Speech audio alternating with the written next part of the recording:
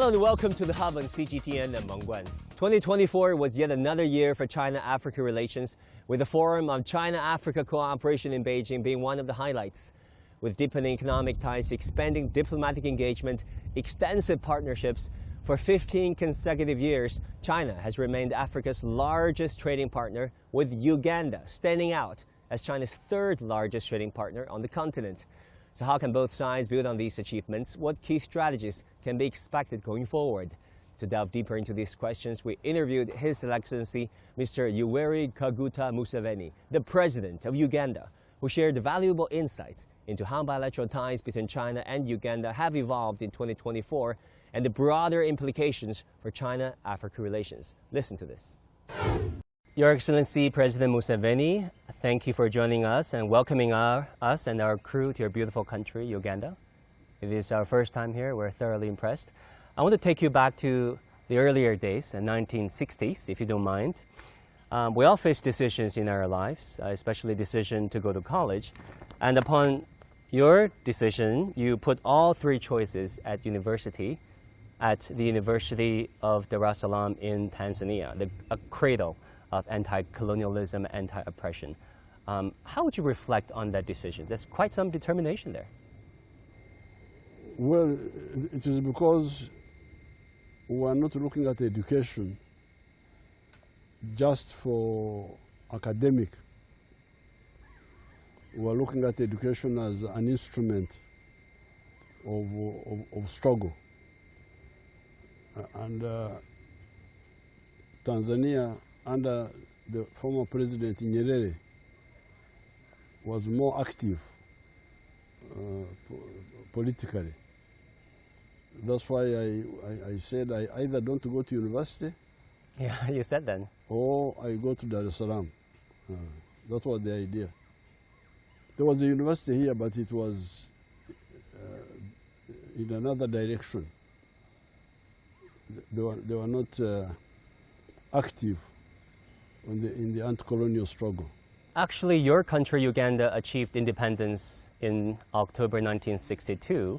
Upon your enrollment in college, your country was already theoretically free from colonialism, yet still you feel that there was oppression of some sort. So you joined the fight. Of course, there was the ideological disorientation of our people, our leaders here, but there was also the anti-colonial struggle still going on in Southern Africa, Mozambique, Angola, Zimbabwe, South Africa itself. We had to liberate Southern Africa and deepen freedom within the part of Africa which was already independent in name, but not in substance. And you were very active as a young student. Yes, very much so. Very much so in both deepening independence here and chasing the foreigners from Southern Africa. And how do you like China's modernization drive now?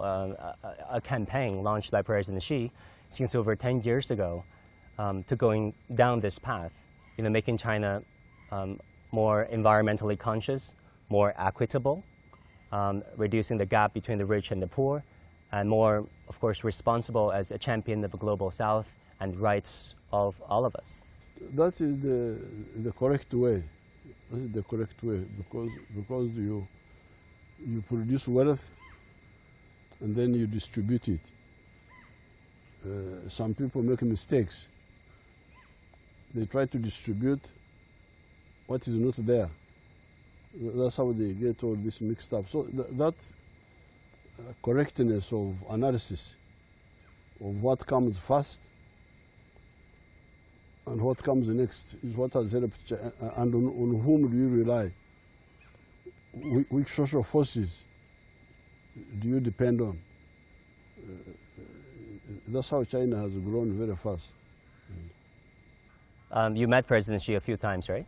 Yes. What kind of a person and leader does he strike you as? He calls you a veteran leader of Africa. What would you call him? The Chinese leaders are all very focused. They have got a correct analysis. Because you see, leaders are like doctors. If a doctor has got a patient, if you don't diagnose the sickness correctly, you will not give a proper prescription, and the patient may die. So the importance of the Chinese leaders is the correctness of analyzing their society, but also the world situation, where you are either right or wrong. Because if you look at if a doctor looks at a patient and does a wrong diagnosis, the patient will either not be cured or he will die. So the Chinese leaders have really used political economy. We call it political economy in our description. They have used the laws of political economy correctly. That's why China has grown. Some of these other fellows make mistakes. These laws are universal. They are there. It's not that they are a secret. They are distilled from the 4.5 million years of human history. But some people don't see them. We are doing the same here. We are moving. We are moving. That's where we are moving. On whom do we rely for wealth creation? The private sector, the state. What stimuli do they need? You find like China, they have emphasized infrastructure, the railway, the electricity. Now, here in Africa, part of the problem is that those aspects have not been addressed. The railway, the electricity has been not emphasized. If you don't build the railway, if you don't build the electricity, how will you produce competitively? How? If your production costs are high, how will you manage to support business, to succeed and be competitive? It is those issues that China has addressed correctly. That's how business has grown. And there has been an increasing number of China-Uganda partnership in delivering those infrastructure to, of course, to help China and also to help Uganda. Absolutely. The expressway from the airport to here, which we drove on, which was very nice, and the Karuma Hydropower Station, so on and so forth. Are they delivering for the lives of people here? Yes, we are very grateful for that road there. In other areas, the Chinese companies get contracts and they are paid, which is all right.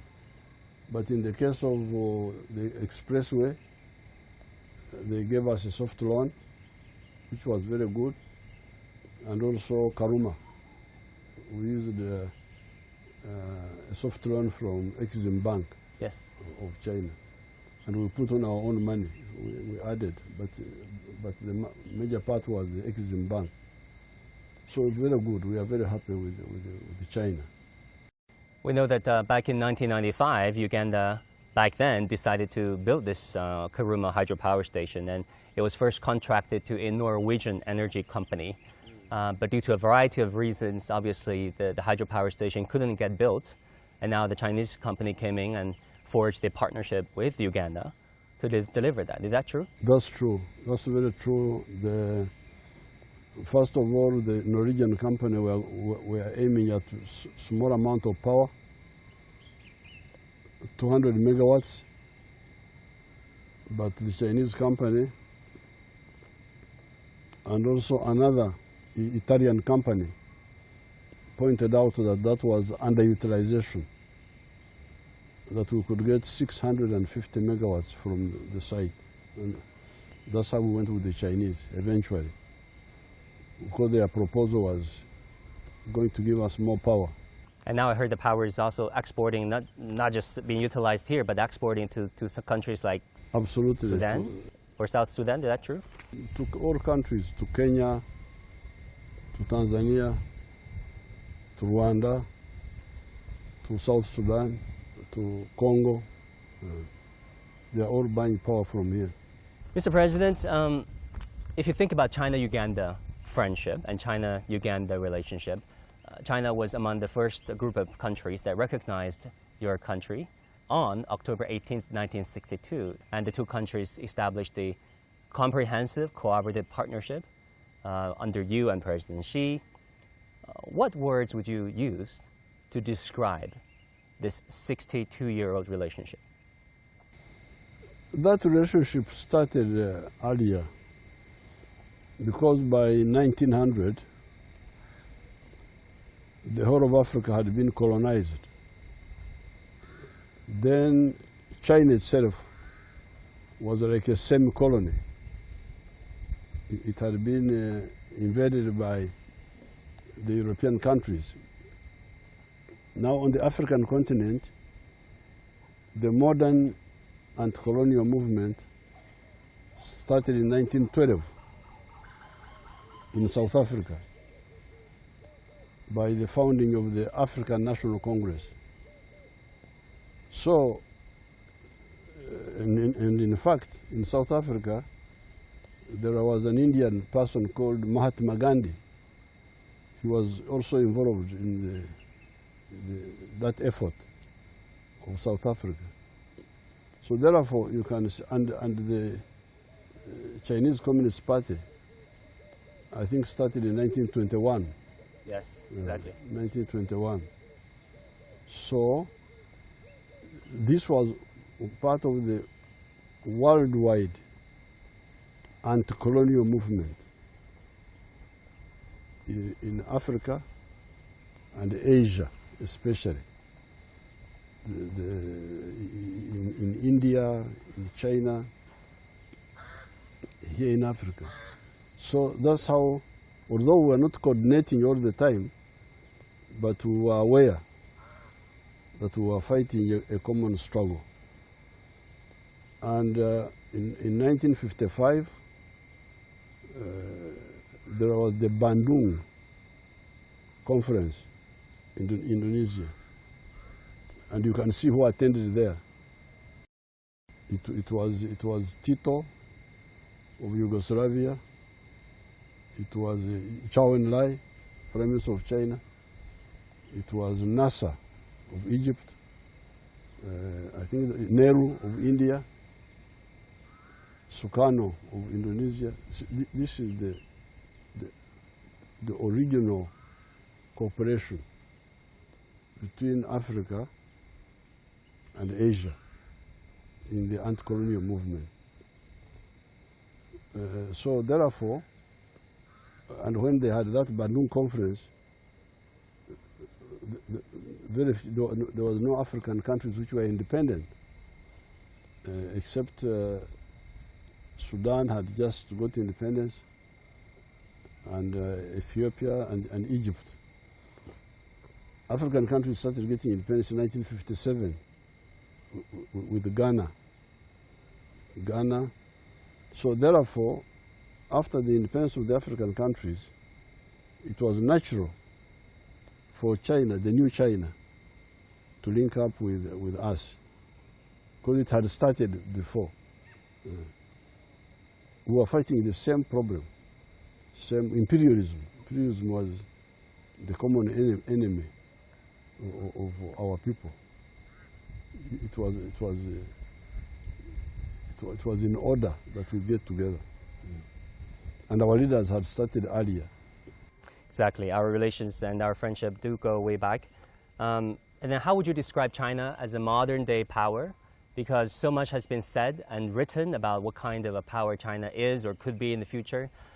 Some are fearful of China's rise, as you see, by people in Washington, in Brussels. Others think China is a new champion, as a leader of the global South and global development. What do you think, Mr. President? China, under the Communist Party of China, has been a partner in the anti-imperialist struggle.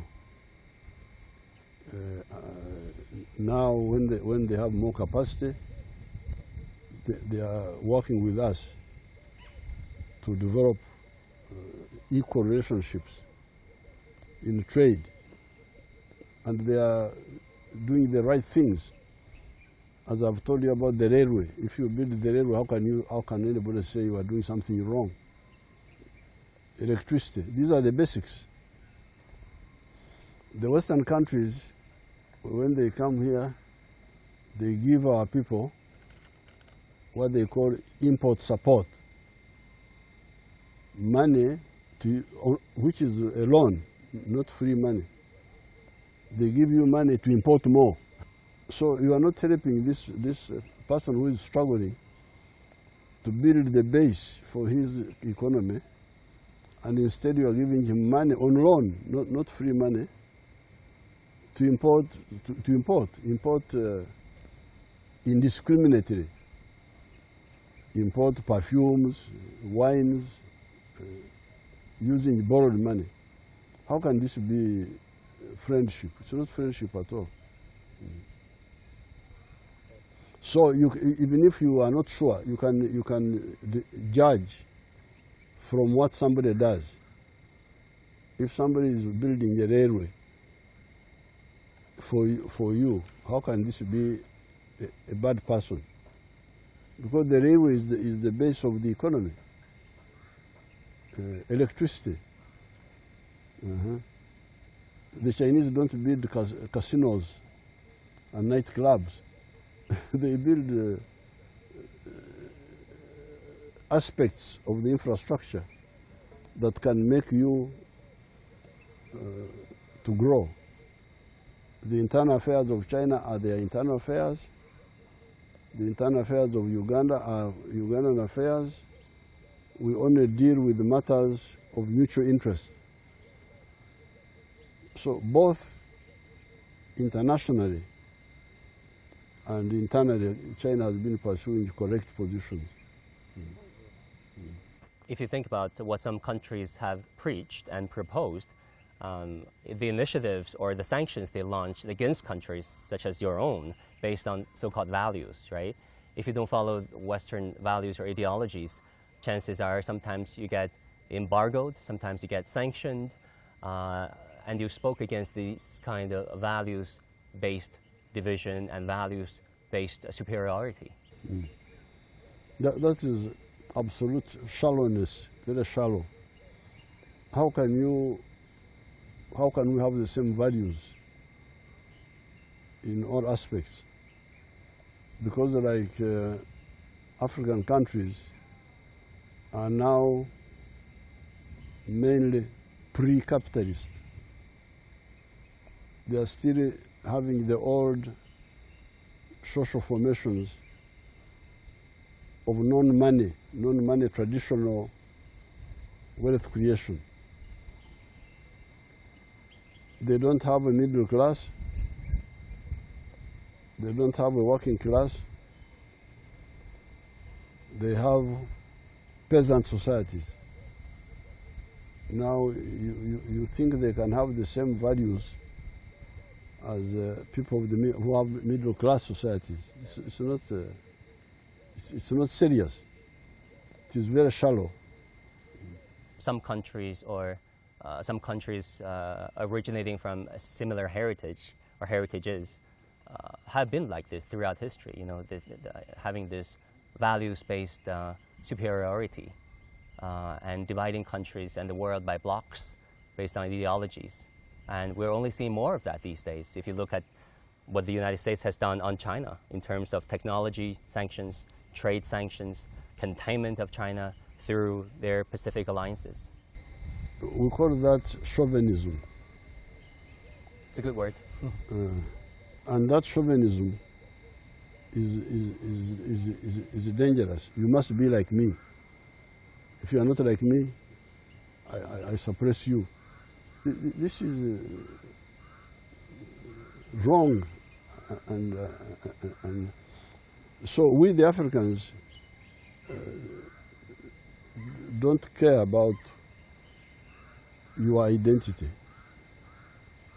If you want to work with us, you work with us on mutual interest.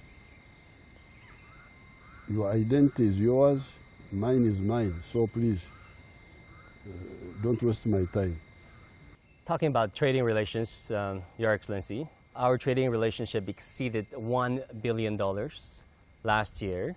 If you look at another way, our trading volume doubled itself in a short span of 5 years. Which area holds the largest potential for future growth? I heard that there's going to be a new trade hub set up by your country in China, right?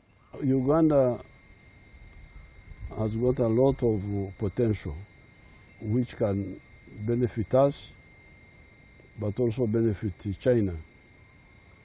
We have very strong agriculture.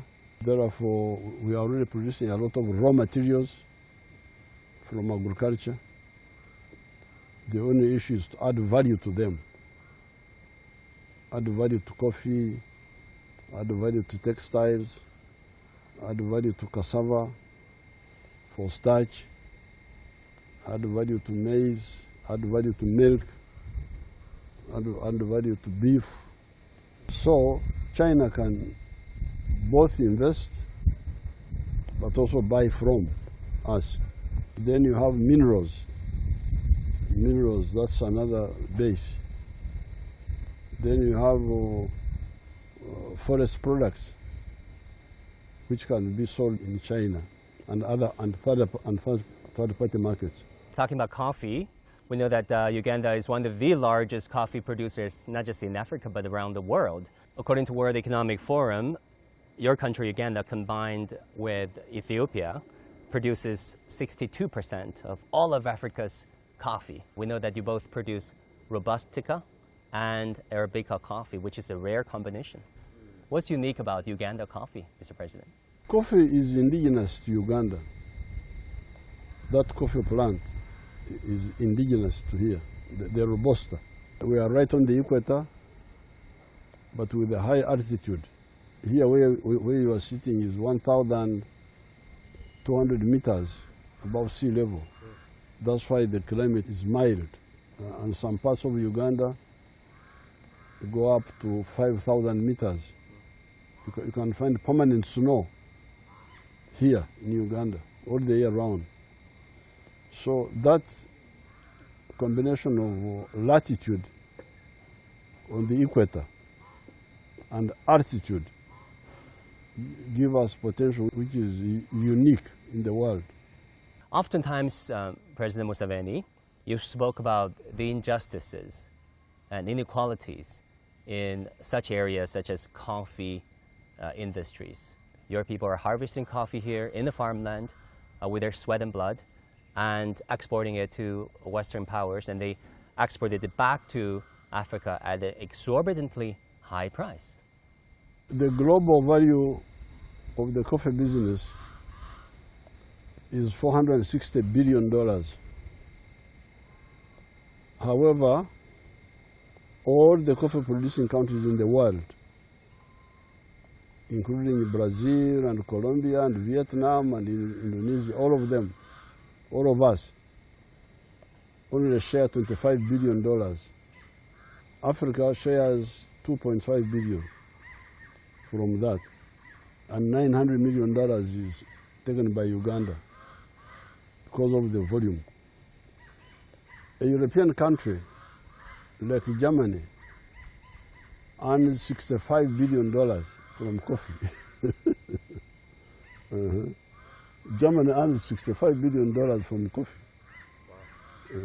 And yet all the coffee producing countries, they earn $25 billion.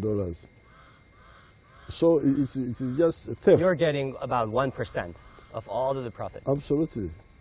It's just theft. Because we have been arguing with the Western companies. Why do you roast coffee in Europe? Why don't you roast it here? Roast and grind and pack, so that much of the value remains here, and you only take transport and distribution cost on the other side. But they don't want that. They want everything to be done in Europe. We just grow raw materials and get in very little. They impose tariffs, right, by the Europeans. Tariff and non-tariff barriers, they use both. You coined this term, parasite, yes. or parasitism. Yes, parasitic. So that's original, Mr. President. It is parasitism. They don't want symbiosis. The opposite of parasitism is symbiosis. Ah, you grow together, profit together, you depend on each other. Yes. I've got to ask you, Mr. President, what is the secret formula for East African nations such as Kenya, Ethiopia, and your own Uganda in churning out the world's best long-distance runners? We are taking advantage of the high altitude. This is partly biology. Some of those people who are doing good running are born in mountain areas. If you are born in a mountain area, up in the mountain, the oxygen is less. There's more oxygen at sea level than in the mountain. So their lungs, from childhood, learn how to use little oxygen. They are more efficient. They have got more efficient lungs. They are all from highland areas who can run those long distances. Maybe we should send our own athletes to the highland areas, yes, altitude areas. We have built, you can tell the Chinese government, we have built a high altitude training center in that area, where Cheptegei comes from. Oh, really? We have built a training center there, 2,000 something meters above sea level. Thank you. Now with that, we come to the end of this edition of The Hub on CGTN. Thank you so much for tuning in. I'm Wang Guan. Bye for now.